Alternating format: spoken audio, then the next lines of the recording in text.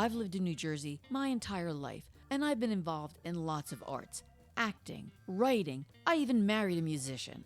But a lot of people don't think New Jersey is known for arts and culture. Well, they're wrong. And my goal is to introduce everyone to the most talented people I know. They're singers, they're writers, they're musicians, they're actors, they're chefs, they're martial artists. They're everything you can imagine, and they're going to be on my show. Every one of them. Well, maybe not every one of them, but a lot of them. So they're in New Jersey, and maybe they're not so famous, but maybe they should be. I'm Lucille Sapio, and this is Not So Famous in New Jersey. In addition to being the interviewer, I also happen to be the director, producer, writer, and editor of this podcast, so it's a pretty daunting job. So what I'm going to be doing is replaying some of our earlier interviews that I think you might have missed, but you'd still find interesting. Let me know if you do. This week, I'm rebroadcasting my interview from October of 2020 with Jose Loo, who for many years served as the lead singer and frontman for the band Line Drive. Last year, Jose suffered from a fairly debilitating stroke, so he is not performing at this time, but I think every one of his fans and many other people will enjoy hearing from him.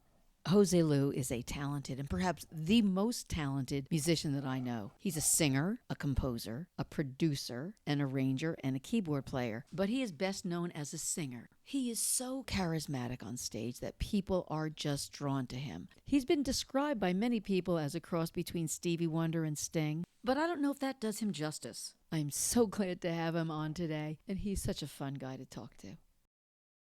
Hello, Jose.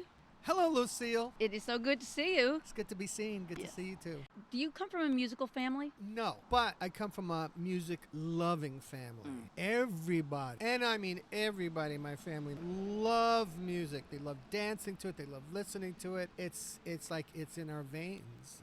Obviously, I'm a big fan of Line Drive. Most people know that already. Now, you were the man who essentially changed Line Drive from an instrumental fusion jazz band to something that was so much more.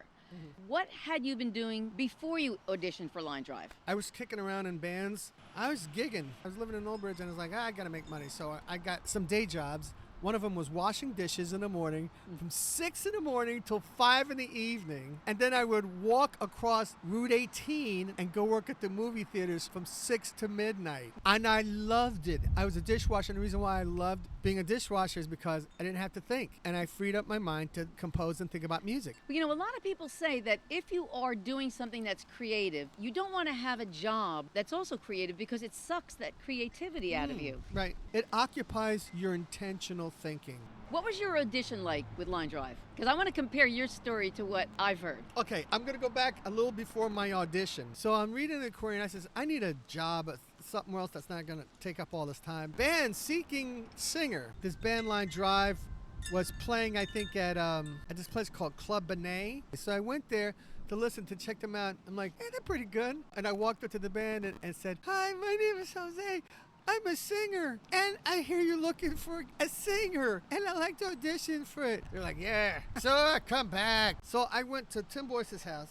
Their rehearsal room was just like, it looked like a triage or something like this. They said, you play piano? I said, yeah, I play something. Go ahead and sing something. I said, well, I can sing and play. I sang a Stevie Wonder tune. Yeah. And I was like, no one's saying anything. You know, everyone's looking miserable, tight-lipped, and I'm like, all right, whatever. And then Chris McKevitt goes, oh, yeah, I think you might be right. I didn't really care what we played. I just wanted to make money. I said, are you guys working? And he says, yeah. He goes, you might get this job, I think. And I said, will it pay at least $20? He goes, $20? You're going to make more than that. You're going to make $75. And I'm like thinking, cha-ching, yay, I'm rich. By the way, that's about what players make now. Pretty sad, right? What would you say, in all the time that you spent with Line Drive, what was the high point? I remember doing some Jazz in the Park in Red Bank. One of my high points was doing my song, That Is Why, and Always and Forever. I got to tell you, Yeah, Always and Forever, that almost makes me cry when I listen to that song. I love it. thank you. And I have a recording from the Red Bank, and I'm going to put it here in the podcast so people can hear the live version of you singing, just Okay. part of it, because the beginning of it is just, it's incredible. Always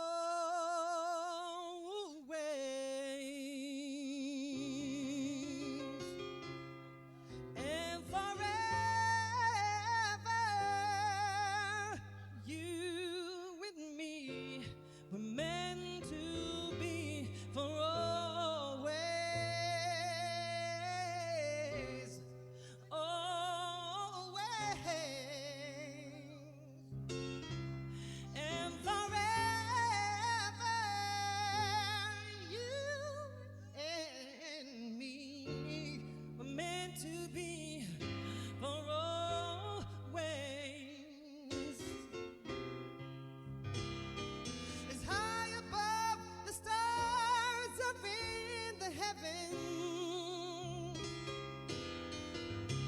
is wide apart, the east is from the west, deeper than the depths of any ocean. My love for you is only heaven sent.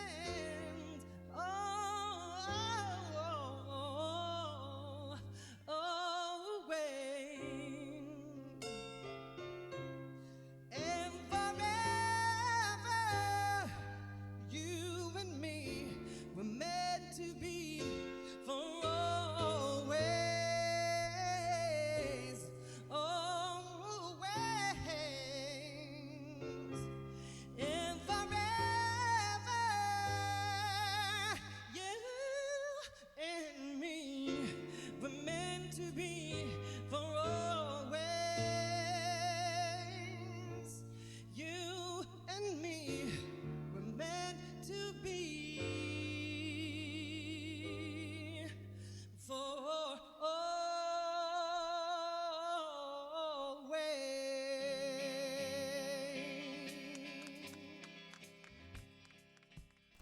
I think for me, that was a high point for me. And another high point was we were playing at the Cove in Seabright, and I wrote a song called Easy Street. And we did that a handful of times, not a lot, but when we did it, oh my God, I'm like, I felt like that was the apex when we all sounded as like one instrument. That's a high point for me. Yeah. If you hadn't joined Line Drive, what do you imagine that the trajectory of your musical career would have been? Working in New York, working in studio, which I actually wound up doing during Line Drive, doing session work, doing studio work, but being more involved with studio and writing, and maybe even getting into producing. If you have someone, you could call them a mentor or whatever, you need somebody to help herd and usher you to kind of like really help motivate, help shape your vision. I did not have one. I think under the guidance of some seasoned professionals, that's where eventually I would have wound up. A lot of people don't know that you were on Star Search. What was that experience like? That was a surreal experience. Gotta appreciate things when it's happened. I didn't appreciate it. It was overwhelming. And all my defenses rose up. They're using you out here. I just like, that's... But yet I was pretty hopeful. There was a part of me that was like, wow, this is pretty cool. You got through like, what, 3? 2. Personally, I think if you had a different song the second week, I think because you didn't show off your musical talent as well. You know what? I'll go with that. I'll buy that. Because there were people there, that at least a dozen associate producers. And one of them said, Jose, this is not a music show. This is a television show. We're trying to market to people in the Midwest to buy mayonnaise and hair dye. I'm glad I did it. To finish answering your question, I came back. I had no regrets about doing it. I had no animosity or resentment that I lost. Not at all. But what I did get was like, oh my God, this is how real professional people do this. And I was on fire. I was like, I want to be there again. I want to do that. Whatever they're doing in the music business, I want to be a part of that. That lasted for 2-3 weeks. Oh, by the way, and I auditioned for The Voice. And I didn't make it. And I thought I killed. But I'm not, once again, it's a television show. Right. I recently spoke with Chris Plunkett, and we talked about the two of you collaborating on some songs. Yeah. But the 2 CDs that Line Drive released, We Could Have Been Contenders and You Gotta Believe in Something, they featured almost exclusively songs written by you. Yeah. So how many songs have you written? At least 100. Yeah. What's your favorite song from those 2 CDs? I'll pick 2. That Is Why and Western Skies. Of course, once Line Drive started doing weddings, the group added a lot of cover music. Yeah. Earth, Wind and Fire, Stevie Wonder, Sure. Tower of Power. If you're going to sing cover music, whose music would you choose? I would choose a lot of jazz, a lot of old-time jazz, a lot of Sinatra, of course, but also Cab Calloway, Duke Jordan. I definitely would do a lot of swing stuff. I would do a lot of the Great American Songbook stuff if I could. Stuff written by Harold Arlen and the guys who wrote Somewhere Over the Rainbow, those guys. I would do songs. Yeah. That's what I would do. A lot of the songs that you've written have a wonderful dance beat. Get the Funk, Looks Like It's Gonna Rain, Do You Want to Get Funky, just to name a few. Oh, I forgot about those songs. Yeah. But there's one song on Line Drive's first CD that never failed to drive people to the dance floor. Even kids when you played outdoor concerts. Everybody. Oh, yeah, I love that song. It has such a positive, self-affirming message. Yeah. Have you ever considered submitting that to producers of children's programming? You know, that's a great, Rick Brennemer actually brought that in. He wrote that everybody, the chorus and that. I wound up doing the verses. That would be a great idea. Because I could see a children's show, because kids love that song. Every time, like when you played in Red Bank, the kids would like flood the front of the stage and be dancing. They loved it. Right. And adults did too. I would like that. Rick did a good job on that. That's a great hook. I'm going to play a little piece of that.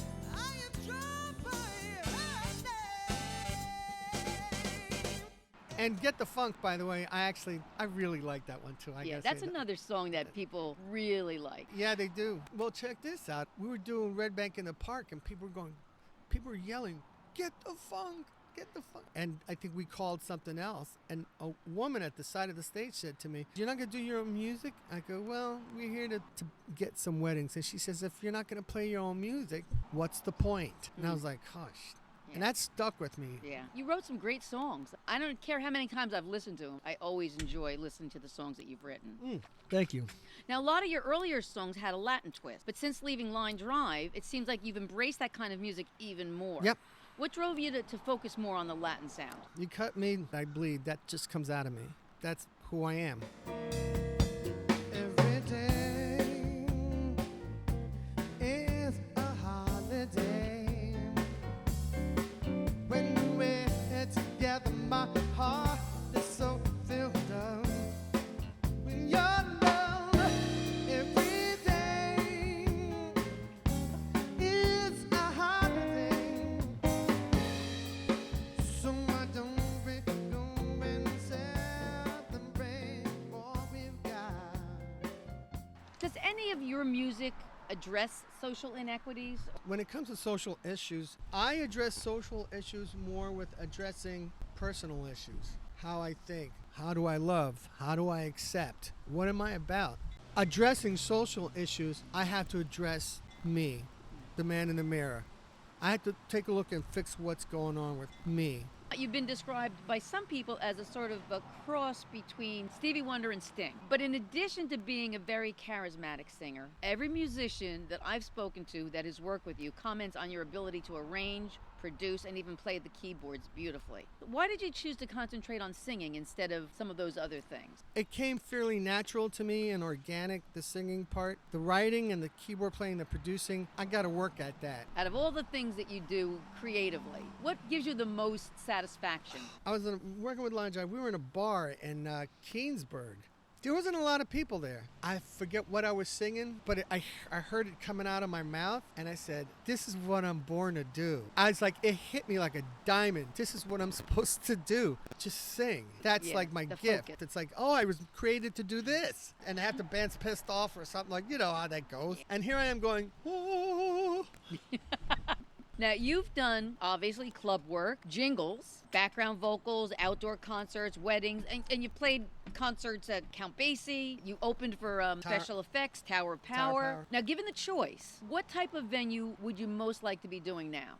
On a big stage with a band, tons of people, doing an outdoor festival in Europe. More than doing studio work? Yeah, I would love to be on stages because I get to sing different songs, and usually my songs. That's what I want. I would love to do that.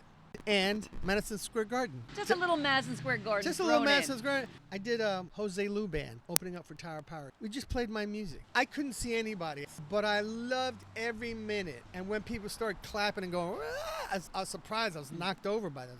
The Jose Loo band, the musicians in it were essentially the guys you work with in Line Drive. Mm-hmm. Now, is this because you just got along with them well, or did you really feel these were the best guys for you to be singing with? I think, first of all, the guys in the band, Gary, Chris, Chuggy, Mike, they all brought something. They bring a good energy to the music, and that's, I want some energy in it. I was going to say, I always wondered why you didn't say Jose Loo with Line Drive, and then take advantage of the people that know Line Drive, Right. but make it your band, like Jose Loo, backed up by Line Drive. Well, I wouldn't want to, boy, you're steering this to another place, aren't you? Well, I mean, and quite honestly, I can't see them ever complaining about that. Really? What's the difference between being called the Jose Loo Band or Jose Loo with Line Drive? That's actually a good point. I've thought about that. I suggest you do that because take advantage of the name Line Drive. There's nothing to lose. No, I hear you. I've thought of that. I thought about that. And one of the good things about working with the guys in Line Drive, they're my friends. We get along pretty good, Let me think about him. What other artists do you admire? Sting, Stevie Wonder, of course, Hector Lavoe, and Willie Colon. Love them. Love them. I love Wynton Kelly, jazz piano player. Bill Evans. But I love Wynton Kelly. I will just listen to him play piano.